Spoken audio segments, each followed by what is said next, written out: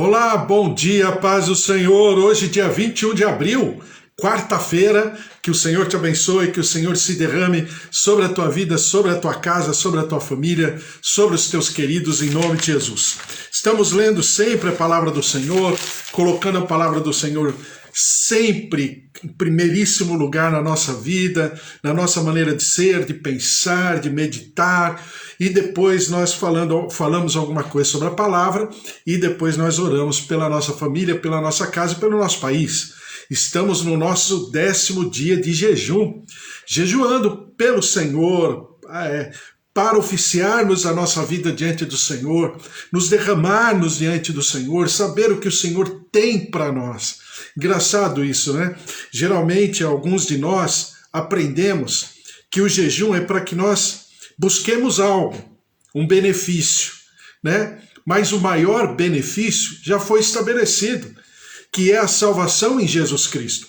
Então, quando nós nos derramamos em jejum, é para realmente estarmos aprendendo, desenvolvendo da nossa relação com Deus.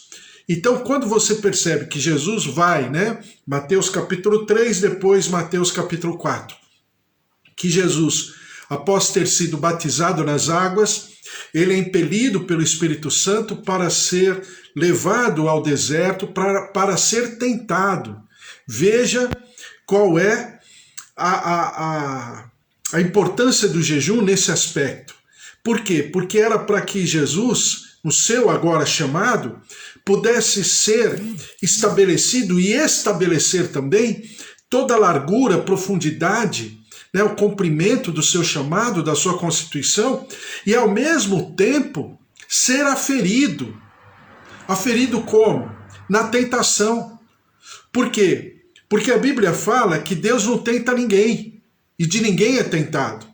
Mas quando somos tentados, né, somos tentados pelos nossos próprios limites. Então, o que significou tudo aquilo? Significou que Jesus estava ali se preparando para aquilo que era o propósito de Deus. E quando nós nos derramamos diante do Senhor, nós nos preparamos para aquilo que é o propósito de Deus. Aí alguém vai pensar, poxa, mas eu estou precisando disso, eu preciso daquilo, eu preciso ser curado em tal área da minha vida, do meu corpo, do meu físico, do meu emocional. Claro!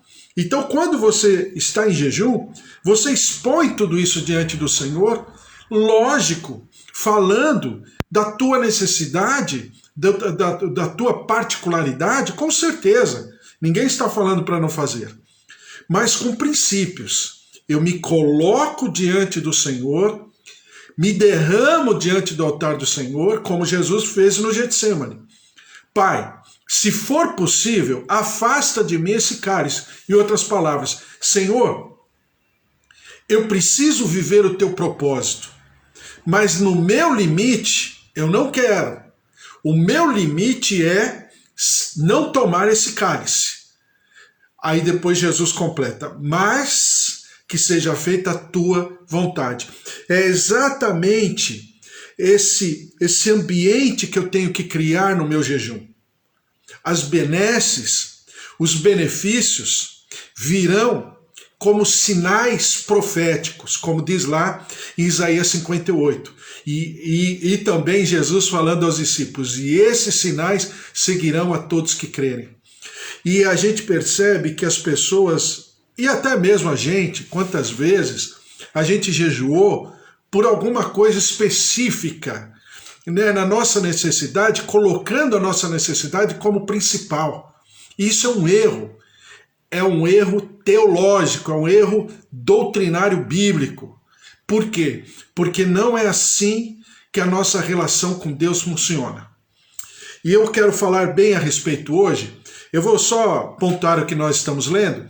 Mateus capítulo 18, do versículo 1 a 9, eu vou ler só algumas frases que diz assim, quem é porventura o maior no reino dos céus? E Jesus, chamando uma criança, colocou-a no meio deles e disse, em verdade vos digo que, se não vos converterdes e não vos tornardes como crianças, de modo algum entrareis no reino dos céus.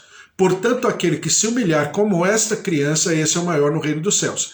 Então vamos seguindo a linha de raciocínio. Mateus capítulo 18, do versículo 6 a 9, diz assim, qualquer, porém, que fizer tropeçar a um desses pequeninos que crê em mim, melhor lhe fora que se lhe pendurasse ao pescoço uma grande pedra de moinho. Então, o Senhor Jesus está aqui estabelecendo uma linha de raciocínio. Ou eu me humilho diante do Senhor e vivo como uma criança na malícia, buscando ao Senhor em espírito e em verdade, ou então, em algum momento, eu serei pedra de escândalo, eu serei pedra de tropeço. O Senhor Jesus está falando para os de dentro, não para os de fora. Então, aliás, a Bíblia toda fala sempre para os de dentro, nunca para os de fora, né? Então, é exatamente esse bom senso, essa coerência espiritual que eu preciso ter e viver. Porque senão vai acontecer o que está escrito aqui, que Jesus mesmo fala. Ai do mundo por causa dos escândalos, porque é inevitável que venham escândalos, mas ai do homem pelo qual vem o escândalo. Então o escândalo é aquilo que eu escrevi ontem, né? Naquilo que a gente conversou. O escândalo é o produto de falta de conhecimento, tanto de quem escandaliza como de quem é escandalizado. É simples assim. Um homem firme, um servo de Deus, uma mulher firme, serva do Senhor, né? Enraizado na videira verdadeira que é Jesus Cristo, conforme João capítulo 15, esse nem provoca escândalo e nem se escandaliza. Entre aspas, talvez provoque um escândalo, mas é outro tipo de escândalo. Exatamente o que aconteceu com Jesus em relação a João Batista. Chega um momento que Jesus mesmo adverte os discípulos de João Batista para que fossem falar para João Batista: bem-aventurado aquele que não se escandaliza com o Filho do Homem. Então é lógico, esse é outro tipo de escândalo. Por quê? Porque ele não está enxergando de maneira macro, né? E nem poderia, ele estava preso. Segundo, é lógico que nós temos a nossa humanidade. É por isso que nós estamos diante do Senhor todos os dias, né? Por quê? Porque na nossa humanidade, nem sempre nós conseguimos entender todo, o plano de Deus. Mas quando nós nos derramamos, quando nós buscamos exatamente o que Jesus fez no Getsemane, a vontade do Senhor fica principal na nossa vida, a nossa vontade fica em segundo plano e a vontade do Pai é estabelecida. E quando a vontade do Pai é estabelecida, por incrível que pareça, aquilo que é o nosso sonho, o nosso projeto, o nosso plano pessoal, passa a se conectar com o plano de Deus. E no final da história, pode ter certeza, sem sombra de dúvida, em 100% das vezes, no final da história, nós seremos bem-aventurados, seremos felizes, o Senhor transbordará em nós, muito além daquilo que a gente possa pensar ou imaginar. Então, exatamente sobre isso, porque eu falei que esse escândalo, chamado escândalo, ou algumas traduções chamam de tropeço, né, mas é a mesma coisa, é exatamente pela falta de conhecimento de Deus, a falta de conhecimento de quem nós somos, do que podemos fazer e o que nós poderemos fazer, e a falta de conhecimento das leis espirituais. Então já falamos sobre a falta de conhecimento de Deus, né? Conhecereis a verdade vos libertará, João capítulo 8, versículo 32, ou então Oséias, o meu povo sofre porque lhe falta conhecimento. Então a falta de conhecimento nos leva a sofrermos e a estarmos aprisionados, presos, né? Porque se a verdade liberta, e se a falta de conhecimento ela leva a pessoa à prisão e ao sofrimento, então significa que eu preciso conhecer a Deus, os seus propósitos, mas também conhecer a minha própria vida, de como eu estou. Presta atenção. É aquilo que é a visão de Isaías, Isaías capítulo 6. Né? Sou um homem de impuros lábios e habito no meio de um povo de lábios impuros. Então eu preciso ter essa aferição, esse raio-x pessoal que só eu posso aferir, né? A Bíblia fala lá na Santa Ceia que Paulo ministra: examine-se o homem a si mesmo, né? E coma e beba para a justiça. Então, eu preciso me examinar. Eu preciso trabalhar isso pessoalmente, aprofundadamente, sem limites, sem censura, diante do altar do Senhor, expor quem eu sou de fato, né? Então, eu até li Tiago capítulo 1, versículo 25, que a lei é perfeita, e Tiago chama lei da liberdade. Tiago 2,12 também fala sobre a lei da liberdade. Agora, quem somos? A gente conversou sobre Pedro, né? A partir de Pedro, lá em Mateus capítulo 16, o Senhor fala quem somos, tanto no singular, quem eu sou como indivíduo, mas também no coletivo, né? Quem nós somos na nossa comunhão como a igreja estabelecida, fundamentada sobre a rocha, através da qual as portas do inferno não prevalecem. E depois eu falei até que, eu até dei o exemplo de Lucas capítulo 15, não agora do filho pródigo, mas do filho mais velho, que o Senhor, né, o seu pai, melhor dizendo, ficou até abismado com a ignorância do seu filho. Porque quando o filho pródigo voltou, o pai não apenas o perdoou, mas o elevou à condição de filho, né? Naquela cultura, só o herdeiro, ou então o dono, o proprietário, podia colocar sandálias, podia usar capa e poderia ter o anel de autoridade. Então o pai, ao dar a capa, o anel e as sandálias, ele estava dizendo, né, vamos dizer assim, de maneira pública, de que esse filho estava sendo aceito na sua mesma constituição. E o filho mais velho ficou impressionado com aquilo, ficou escandalizado. Olha só a falta de conhecimento. Ele fica escandalizado e aí o seu pai o exorta. Fala, mas filho, você sempre teve tudo. Porque ele indaga o pai, né? Porque o pai nunca tinha lhe dado um cabrito para fazer alguma celebração, alguma festa com seus amigos. E o pai fala, não, você não é digno de um cabrito, você é filho. Você é digno de todos os meus rebanhos, de todas as minhas propriedades. Ou seja, ele estava naquele lugar, mas tinha o pensamento de escravo, o sentimento de escravo, e se enxergava como um escravo. Alguém que tinha um trabalho, mas que não usufruía do trabalho, né? Exatamente o contrário do que fala Eclesiastes, que é um dom de Deus, né? Trabalhar e comer do fruto do seu trabalho. Então, é essa condição que a ignorância traz, a falta de conhecimento traz. E isso leva a pessoa a escandalizar-se. Por quê? Porque ela não tem o conceito, e eu digo sempre, não é apenas o conceito teórico, teológico, isso é fácil, é só ler. Mas é esse conceito interiorizado, incorporado, fazendo parte integrante da minha vida, do meu caráter, da minha personalidade, da maneira que eu tenho para sentir, para pensar, para falar, para me expressar. Então é um nível acima. Eu até conversava com a pastora Mara ontem, eu falava para ela assim, né, que nós passamos por uma geração de muitos, desculpe, perdão por isso, mas de muitos que conhecem o Evangelho, sabe que Jesus é o Salvador, que Jesus é o Senhor, até declaram isso, mas não tem aquilo que diz Romanos capítulo 10, né? Quem crer no coração e professar com a sua boca, dizendo que Jesus é o Senhor, esse será salvo.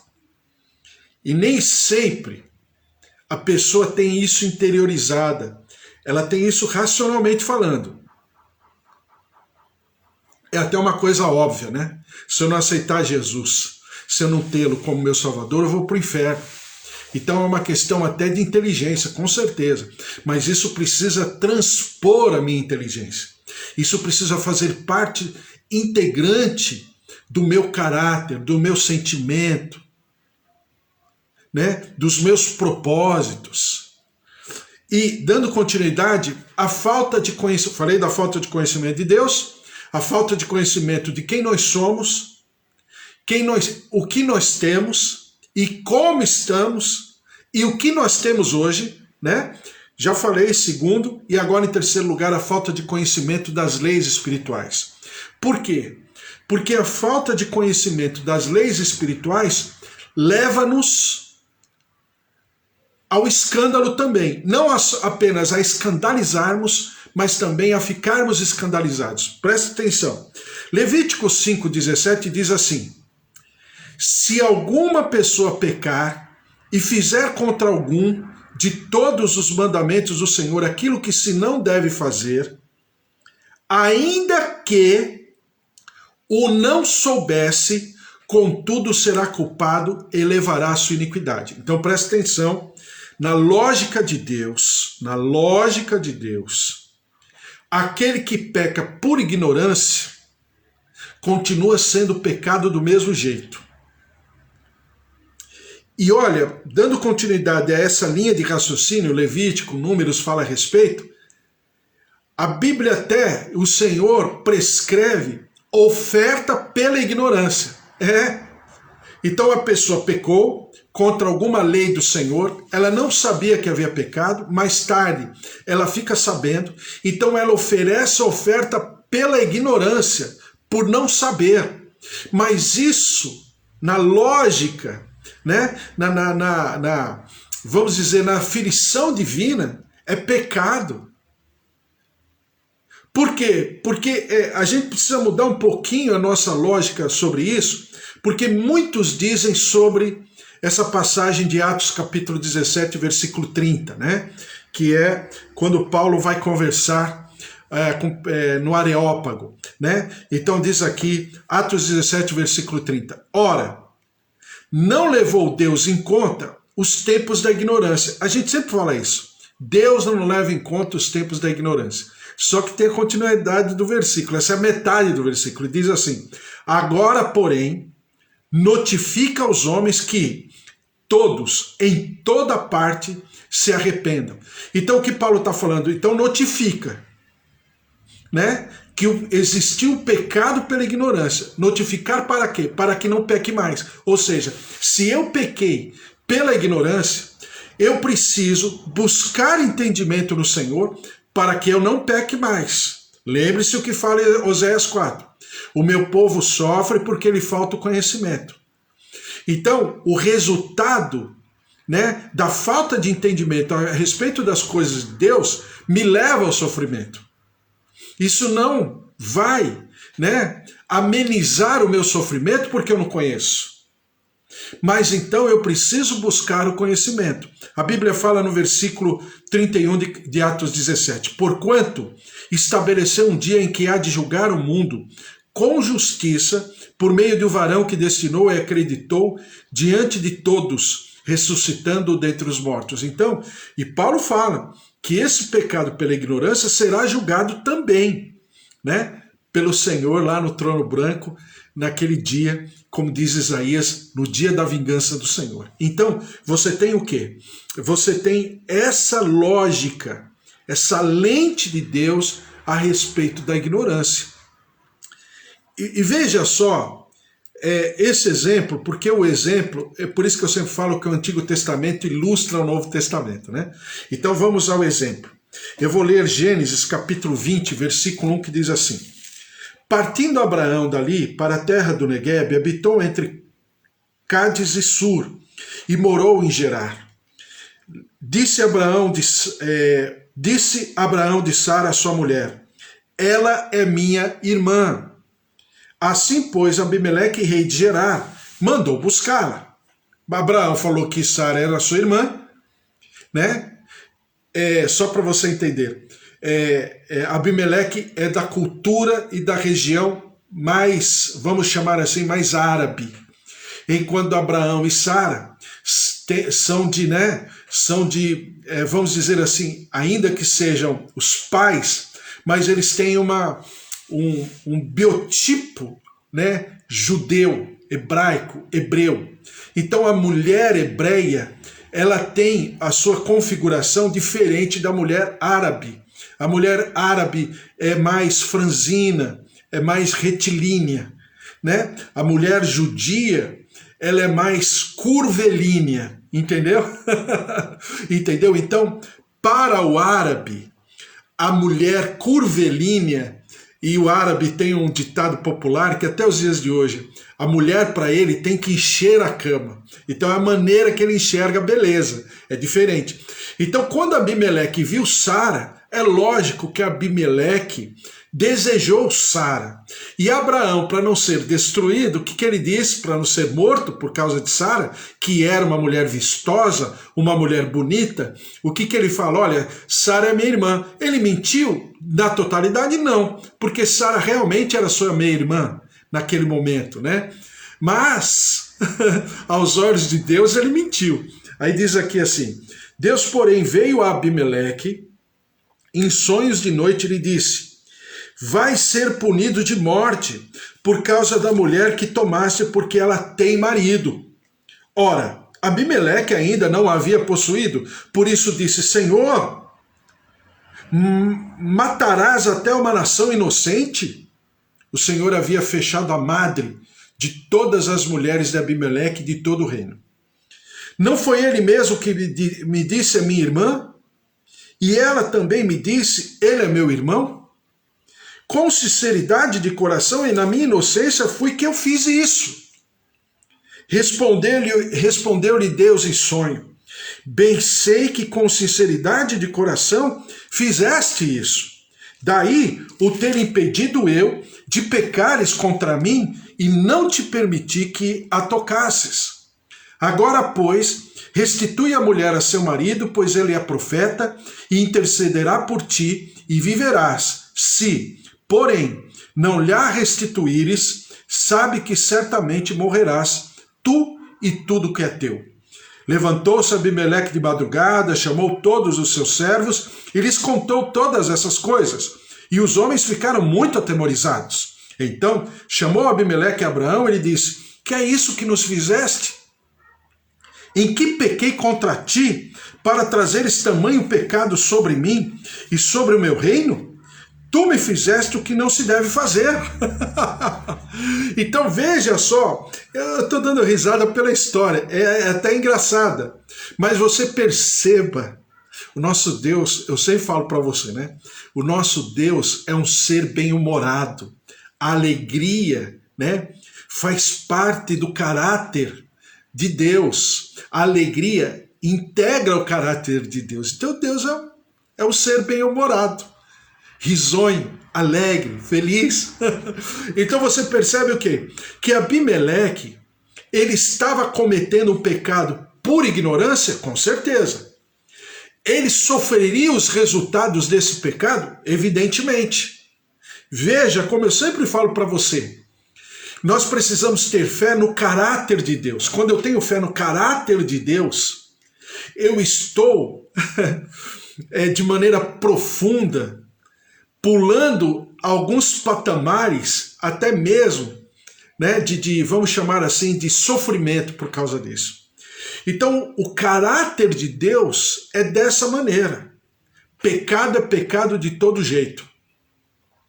Só que, quando existe uma ignorância sincera, consistente, né, totalmente transparente diante de Deus, é claro que Deus fará de alguma maneira para que essa minha falta de conhecimento seja estabelecida diante do Senhor e ao mesmo tempo Ele venha em meu socorro para que essa falta de conhecimento não permaneça. E é o que está acontecendo com Abimeleque. Abimeleque tomou Sara, ele ia fazer de Sara sua esposa, Abraão, acovardado, intimidado, se sentindo pequeno, se enxergando pequeno. Veja só, veja, essa história é maravilhosa porque ela fala de muitas coisas. Veja como Deus enxerga Abraão. Deus enxergou Abraão como? Pelo seu erro? Não, Deus não nos... É ao contrário de nós, né? Nós costumamos pontuar as pessoas pelos erros. Se Beltrano cometeu um erro, toda a sua história de vida cai por terra, exatamente por causa do erro. Deus é o contrário. Deus vai sempre nos pontuar pela nossa constituição, pelo nosso chamado, por aquilo que Ele estabeleceu sobre a minha vida e não pelas minhas falhas e não pela minha pequenez. Veja só, o que Deus fala para Abimeleque? Abraão é profeta, peça a Abraão para interceder por você e a madre das tuas mulheres, das mulheres do reino, serão abertas e elas deixarão de ser estéreis. Eu estou resumindo todo o texto porque eu não vou ler mais, mas é isso que acontece. Então Abimeleque antes de cometer o pecado, Abimeleque interferido na sua postura pelo próprio Deus. O Senhor lhe aparece em sonho e diz: Abimeleque, é o seguinte, ou você devolve Sara ao seu verdadeiro marido, ou então você vai morrer e todo o teu reino vão morrer por causa desse pecado. Então havia um pecado, haveria um resultado, pelo cometimento de pecado. Abimeleque não sabia, havia uma ignorância, mas havia uma lei espiritual. E aí Deus interferiu para que houvesse toda uma libertação, toda uma cura, e realmente aconteceu. E Abimeleque pegou no pé de Abraão, passou um sermão em Abraão. Depois veja que Abimeleque leva a oferta pelo seu pecado e pelo pecado da nação a Abraão, se você dá continuidade na história, e aí Abraão ora pelas mulheres do reino de Abimeleque e as mulheres são curadas e libertas da esterilidade. Você está me entendendo? Então nós pegamos a história, pegamos a base, está lá em Atos, capítulo 17, versículo 30. Essa é a base. Esse é o conceito. Agora eu pego o Antigo Testamento e ilustro essa base, com essa verdade estabelecida e mostrada aqui. Vamos para outro texto. 2 Samuel, capítulo 24, antes de Samuel 24. 2 Samuel, capítulo 6, versículo 3 a 7, eu vou ler rapidamente, diz assim: puseram a arca de Deus num carro novo e a levaram da casa de Abinadab, que estava no outeiro, e Uzá e Aiô, filhos de Abinadab, guiavam o carro novo. Levaram-no com a arca de Deus da casa de Abinadab, que estava no outeiro, e Aiô ia diante da arca. Davi e toda a casa de Israel alegravam-se perante o Senhor com toda sorte de instrumentos de pau de faia, com harpas, saltérios, tamboris, de pandeiros e símbolos. Quando chegaram à eira de Nacom, estendeu Uzá a mão à arca de Deus e a segurou, porque os bois tropeçaram. Então a ira do Senhor se acendeu contra Uzá, e Deus o feriu ali por esta irreverência, e morreu ali junto à arca de Deus. Bom, só para você lembrar da história, a arca está, sob posse dos filisteus, no tempo de Dagon, por anos. Davi, ao ser levantado o rei, a primeira coisa que acontece é trazer a arca de volta, e a Bíblia chama de tenda de Davi, na tenda de Davi, e essa arca está sendo trazida de volta. Olha a alegria do povo. Não era para a arca estar ali? Claro. A arca não representava a presença, a glória, o poder, a aferição e ao mesmo tempo a comunhão de Deus para com seu povo? Com certeza. Não dá aqui para eu falar tudo sobre a arca, mas com certeza. Então, quando Davi ia com o povo, a alegria do Senhor era a força deles, com certeza. Tá tudo lindo e maravilhoso. Só que a arca no carro de boi, ela dá uma, por causa do terreno pedregoso e tudo mais, carro de boi não tem amortecedor, então é lógico que a arca se movimentou. E Uzá, com toda boa intenção, vai até ali e segura a arca. No que ele toca a arca, ele morre, como se ele estivesse sendo tivesse sofrido uma carga elétrica. Não sai a palavra. Então, e aí ele morre instantaneamente, né? Ele tem um mal súbito ali e morre instantaneamente. Por quê? Olha, com tudo isso, todos ali, inclusive Davi, se escandalizaram. Mas, o que aconteceu? Vamos voltar um pouco?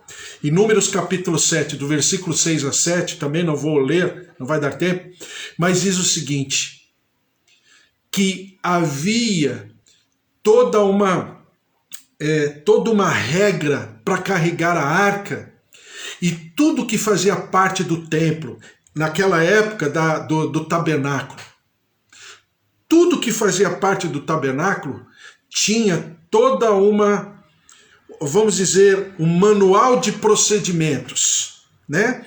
Então todos os apetrechos eram carregados, né, pelos gersonitas, outros apetrechos por outra família, né, que eram provenientes do ofício sacerdotal, mas quando era a própria arca, a arca não deveria ser colocada em carro de boi, está escrito lá, mas a arca deveria ser colocada por sobre os ombros de uma família sacerdotal e deveria ser todo o tempo transportada por sobre os ombros dos sacerdotes.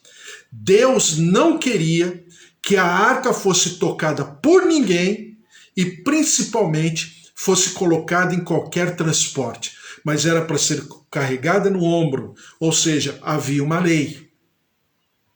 E a lei espiritual, ela foi violentada pela atitude, né, de Uzá.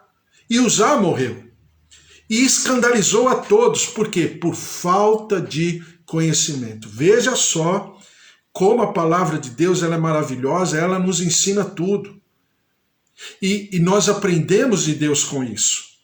Então, um outro exemplo que eu vou dar, já vou terminar, um outro exemplo que diz assim, segundo Samuel capítulo 24, tornou a ira do Senhor acender-se contra os israelitas, e ele incitou a Davi contra eles, dizendo, vai, levanta o censo de Israel e de Judá. Disse, pois, o rei a Joabe, comandante do seu exército, percorre todas as tribos de Israel, de Dan até Perseba, e levanta o censo do povo, para que eu saiba o seu número. Bom, e aí aconteceu, Davi cometeu um pecado tão grande, que a Bíblia fala que a praga se manifestou por sobre todas as tribos. E muita gente morreu por causa desse censo. A tal ponto que você percebe aí nesses programas de rádio ou TV, que eles comentam, né, sobre as passagens bíblicas, e em outro texto, em Crônicas, diz que o diabo incitou Davi para fazer o censo. E aqui diz, o Senhor incitou a Davi para fazer o censo. E até tem as perguntas, né? Olha, Davi fez o censo e por causa disso cometeu pecado, né? Primeiro que eles não explicam direito isso. Não explicam direito por que houve o pecado, né? E aí ficam falando se é Davi e se é o diabo ou o Senhor que incitou Davi a fazer o censo. E aí ficam discutindo, aí levam horas discutindo o que é a vontade de Deus, o que é a vontade do diabo e tal. É lógico que quando você pega o livro de Jó, você entende muito bem. Está lá no capítulo 1 de Jó, o que significa o diabo pede para Deus autorização para tocar, não em Jó, mas tocar naquilo que Jó tinha, em relação aos seus filhos, em relação aos seus bens materiais, e o diabo toca nas coisas de Jó por permissão de Deus. É aquilo que Lutero fala em um dos seus livros. O diabo nada mais é do que um cão na coleira de Deus. Então, claro que foi o diabo quem operacionalizou, mas sob a autoridade de Deus também na vida de Davi nesse momento. Mas e aí? E falando do pecado em si, era pecado Davi fazer o censo, como muitos falam? Não, não era pecado Davi fazer o censo. Era pecado Davi não ter enxergado de como Deus queria que fizesse o censo. É isso que eu tenho falado sobre o jejum. A questão não é fazer jejum, a questão é saber fazer o jejum. Porque já que eu vou fazer o jejum, então Deus dá toda a sua linha de raciocínio de como eu devo fazer o jejum. A mesma coisa, é pecado ou não é pecado? A oferta e o dízimo é para hoje, não é para hoje? As primícias, né? E eu até quero contar um testemunho pessoal, né? Minhas duas filhas, há 2 semanas atrás, elas me entregaram R$200. Eu falei, mas o que é R$200? Aliás, de onde veio esses R$200? Elas falaram, pai, é o nosso primeiro salário, são as primícias desse ano. É que a gente não tinha recebido nada ainda. E a gente veio aqui entregar para você das nossas primícias, ou seja, o que é primícia? É tudo, né? É o primeiro de um período, né? Que é diferente da oferta, é diferente do dízimo. E elas vieram me entregar. Aí eu olhei para elas assim, falei, puxa vida, sabendo de tantas coisas que elas precisam, né? Mas elas, em obediência à palavra do Senhor, entregaram suas primícias. Então a questão toda não é você entregar ou não entregar o dízimo e oferta. Ou, como eu estou falando das minhas filhas, entregar ou não as suas primícias. Nem sei se você sabe o que é isso. A ignorância também aprisiona, como eu já tenho dito. Mas enfim. Mas é o sentimento e ao mesmo tempo de como eu devo fazer. É exatamente o que acontece com o censo. Veja só o que diz Êxodo capítulo 30, versículo 11. Disse mais o Senhor a Moisés, quando fizeres recenseamento dos filhos de Israel, cada um deles dará ao Senhor o resgate de si próprio. Quando os contares, para que não haja entre eles praga nenhuma quando os arrolares. Olha Deus falando. Deus está falando até o resultado da não observância, né, dessa lei espiritual. Todo aquele que passar ao arrolamento dará isto. Metade de um ciclo, segundo o ciclo do santuário. Este ciclo é de 20 geras, a metade de um ciclo é oferta ao Senhor. Qualquer que entrar no arrolamento de 20 anos para cima, dará oferta ao Senhor. O rico não dará mais do meio ciclo, nem um pobre menos, quando derem a oferta ao Senhor para fazer expiação pela vossa alma, tomarás o dinheiro das expiações dos filhos de Israel e os darás ao serviço da tenda da congregação, e será para a memória aos filhos de Israel diante do Senhor, para fazer expiação pela vossa alma. Então o Senhor está falando, eu sempre falo para você, a melhor resposta quem sempre vai ter é a própria palavra de Deus, porque a própria palavra de Deus explica a própria palavra de Deus. Não tem discussão, não tem como discutir. Então Davi fez o censo, obviamente, impulsionado pelo diabo, permitido pelo Senhor, porque o Senhor estava no controle, claro. Davi sempre foi e sempre será segundo o coração de Deus. Né?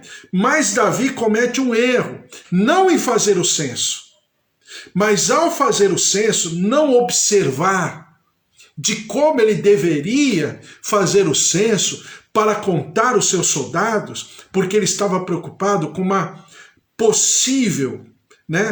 possibilidade de uma guerra, e Davi estava preocupado com a quantidade dos homens de guerra, e aí ele faz o censo.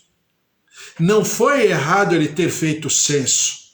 O erro foi em não ter observado a lei sobre o censo que o Senhor já havia falado lá no livro de Êxodo, lá no tempo de Moisés, há mais de 1000 anos atrás. Atrás que eu digo, antes de Davi. Então, é exatamente isso. As leis espirituais, elas precisam ser observadas.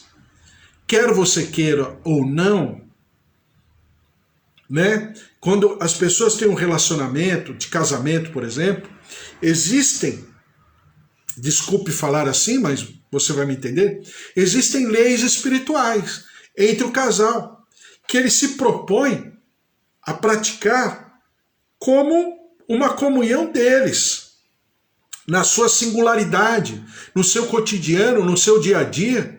São leis, a Mara até estava conversando ontem e falava sobre o idioma do marido precisa ser o mesmo idioma da esposa. Por quê? Se o idioma não for o mesmo, não tem comunhão. Não vai, desculpe o meu termo do interior, não vai ornar. Não vai haver liga, amálgama. Não haverá comunhão. Não haverá constituição de corpo, né? Um mesmo Espírito, um só Senhor, um só Salvador, um só batismo, não haverá. Isso em todos os níveis. Então aquele casal haverá de um dia estabelecer uma mesma, vamos chamar assim, uma mesma constituição dentro da sua casa, do seu relacionamento como casal. E assim todas as áreas da nossa vida, nós na nossa comunhão como igreja, a mesma coisa. Por quê?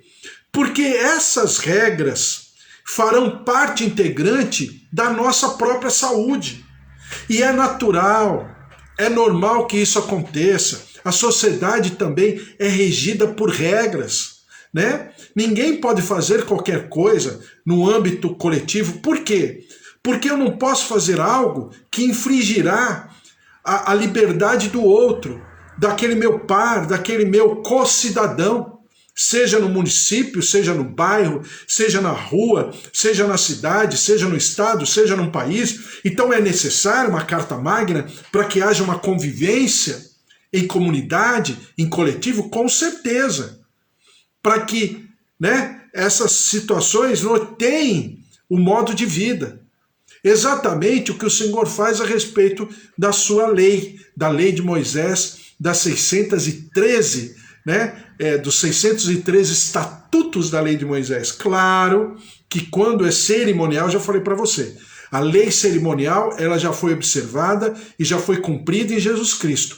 Mas a lei moral, a gente chama no Novo Testamento de vida cristã, mas a nossa vida cristã está norteada sobre princípios. Lâmpada para os meus pés é a tua palavra e luz para os meus caminhos. Então, exatamente, a falta de conhecimento das leis espirituais é que nos levam à ignorância, isso nos leva ao escândalo, mas também nos leva a ficarmos escandalizados. Foi o que aconteceu com cada situação. O censo de Davi, a morte de Uzá, o que aconteceu lá no começo da história dos patriarcas, quando Amibeleque tomou Sara, a mulher de Abraão, para sua esposa, e uma série de coisas que eu poderia falar e ler aqui, porque a palavra de Deus ela é rica, é maravilhosa. Mas a palavra de Deus em 1 Coríntios capítulo 1, versículo 5 diz assim: porque em tudo fostes enriquecidos nele. Enriquecido em quê? Bens materiais, bens financeiros, a Bíblia própria diz, porque em tudo fostes enriquecidos nele, em toda palavra e em todo conhecimento. O enriquecimento, né? Porque a palavra em vários textos de Salomão, Provérbios, Eclesiastes, fala da verdadeira riqueza. Qual é a verdadeira riqueza? É o conhecimento. Conhecimento em todos os níveis? Com certeza. Mas é o verdadeiro conhecimento de Deus. O verdadeiro conhecimento de Deus me leva a ser rico. Como diz o Senhor a Josué, em todos os teus caminhos você será bem-sucedido. Basta você meditar na minha lei de dia e de noite e não te afastares dela, nem para a direita, nem para a esquerda. João, capítulo 5, versículo 39, diz assim: examinais as escrituras, porque julgais ter nelas a vida eterna. Então, o próprio Senhor Jesus alertando, exortando e também sugerindo: examinais as escrituras, porque julgais ter nelas a vida eterna, e são elas mesmas que testificam de mim. Então, o outro texto diz: a vida eterna é essa, que conheça ao Pai e ao seu Filho a que ele enviou. Vida eterna diz respeito, implica em conhecimento. O conhecimento do Pai e o conhecimento do Filho a quem o Pai enviou implica em vida eterna. Amém? Glória a Deus, porque o Senhor Jesus fala que os escândalos são inevitáveis. Então, se eles são inevitáveis, o que eu preciso fazer? Primeiro, trabalhar o meu interior, a minha vida, me abastecer, me alimentar, me fortalecer no Senhor, no conhecimento do Senhor, no conhecimento de quem eu devo ser e de como estou agora, e no conhecimento das leis espirituais. E com certeza eu estarei, se possível, não me escandalizando e tampouco escandalizando alguém com a minha vida, com o meu cotidiano, com o meu dia a dia, né? É aquilo que eu falo sobre essas culturas que nós percebemos principalmente nas igrejas neopentecostais, principalmente. Agora eu estou falando de maneira didática. Que colocam símbolos proféticos, né? E fazem coisas, símbolos. Nós, seres humanos, precisamos, muitas vezes, na nossa infantilidade, no nosso limite, de termos algo, né, para nos apegarmos, para fazer desse algo alguma coisa. Eu até aí, eu acho que tudo bem. Eu acho não, tenho certeza. Pode ser até, né, uma ferramenta, mas permanecer nisso, pregar sobre isso, ministrar sobre isso e andar por sobre isso a todo momento, como se fosse um amuleto, uma simpatia, aí é outra relação, é outra lei espiritual, mas não é a lei de Deus, porque é aquilo que o Senhor fala para Tomé: serão bem-aventurados aqueles que não verem e crerem. Então eu preciso trabalhar a minha fé, eu preciso trabalhar a minha relação com Deus, para que essas coisas, esses instrumentos, essas ferramentas, esses, né, vamos dizer, esses objetos auxiliares, possam estar cada vez mais, vamos dizer assim, colocados de lado e eu estar na minha relação com Deus, né, que é diferente, que é muito mais além e que nós precisamos trabalhar no nosso cotidiano, no nosso dia a dia. Sabe por que a nossa igreja carece e padece e sofre e é fraca? Porque lhe falta o conhecimento. Porque o povo que conhece a seu Deus é um povo forte. Amém? Vamos orar, colocar tudo isso diante do altar do Senhor. Glória a Deus pela tua vida. Pastora Mara, a Eva que está aqui hoje, né? A Eva que tem os seus trabalhos como vovó, mas também como corretora, que trabalha todos os dias junto com Carlos, filhas, genros, netinho, minha tia Rosália também que está aqui, seus filhos, nora, genros também, seus netos, também todos os meus tios, filhos, netos, sobrinhos, genros, noras, e também sempre oro pelo meu primo Alexandre, minha tia Alzira. Deus abençoe a todos em nome de Jesus. Também os meus pais, o seu João, Dona Dária, seu Toninho, Dona Nadir, o João, Roseli, Ângela, Magda, Sueli Felintro, Valtir, Elô, né, e seu esposo Wesley, também seus filhos, familiares, a Amanda, esposo, filhos, familiares, a glória, a presença, a poder de Deus se derramando, Bispo Antônio, Suzy, Priscila, familiares. Eu tenho orado, né? E nós temos orado pela Ana Paula, né? E a Ana Paula, que ficou, presta atenção, olha que bênção, ela ficou 40 dias na UTI por causa da Covid-19.